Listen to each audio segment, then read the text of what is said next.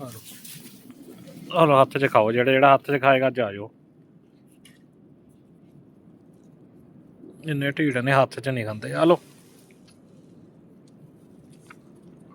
ਜੇ ਖਾਇਆ ਢੀਠ ਥੱਲੇ ਆਈ ਖਾਏਗਾ।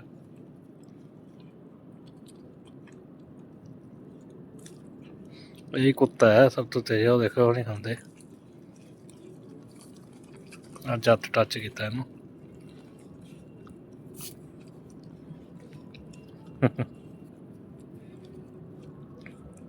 ਖਾ ਲਓ, ਮੇਰੇ ਹੱਥ 'ਚ ਕੀ ਜ਼ਹਿਰ ਲੱਗੀ ਆ? ਆਹ ਡਰਾਮੇ ਕਰਦੇ ਨੇ, ਦੇਖ ਬੈਠ ਕੇ ਨਾ ਢੀਠ ਬਣ ਕੇ, ਹੱਥ 'ਚ ਨਹੀਂ ਖਾਣਗੇ ਕੋਈ ਵੀ। ਦੇਖ ਕਿੰਨੇ ਢੀਠ ਬੱਚੇ ਨੇ, ਚੱਕੋ ਬਹੁਤ ਢੀਠ ਨੇ ਇਹ, ਡਰਦੇ ਨੇ ਨਾ ਮੇਰੇ ਤੋਂ ਹਜੇ। ਇਹ ਦੋਸਤੀ ਪਈ ਨਹੀਂ ਚੰਗੀ ਤਰ੍ਹਾਂ ਇਹਨਾਂ ਦੀ। ਚਲੋ ਠੀਕ ਆ, ਵੜਿਓ ਆਪਣੇ ਆਪਣੇ ਕਮਰੇ 'ਚ, ਜਾਓ ਟਾਟਾ।